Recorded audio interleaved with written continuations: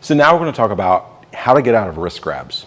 We have a basic principle that we follow for most wrist grabs, and that is basically just moving your arm in a circle. So if I am right here and I grab her wrist this way, she's going to take her arm and she's just going to move it in a circle, okay? And she can do that either way to get out. It doesn't work 100% of the time, but most of the time this one works. We will discuss some other options as we go. But first off, as long as we make sure that we move our arm in a circle one way or the other, you can actually get right out of that. Now, the awesome thing about this is it doesn't matter how I grab your wrist. So this hand can grab this wrist or this hand can grab this wrist. So now that I've changed sides, she can still do the same technique. Okay, if I grab it here,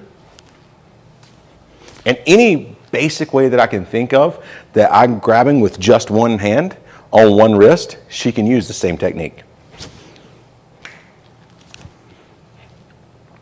What gets tricky is if they are really, really strong, and sometimes, like I said, it doesn't work. So if they overpower you just a very large amount, and they're holding here and she tries to go, and maybe she can't get her arm to go, or maybe she goes but can't get it out far enough, then a couple things that we can possibly do. One is simply hit them, okay?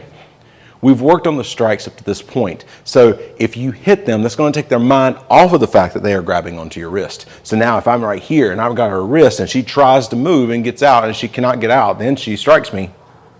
Boom. That is going to take my mind off the fact that I'm holding onto the wrist, and then she's able to go ahead and get out that way.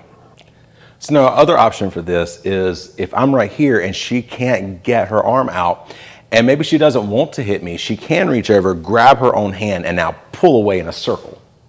The problem with this is it doesn't work if now I've reached across on this side, because now she's pulling against this part of my grip, which is the back part of my hand. As long as she pulls against that part of my hand, it's not going to work for her. So now she has to make a circle still with this hand, but assisted by her other hand in order to get out.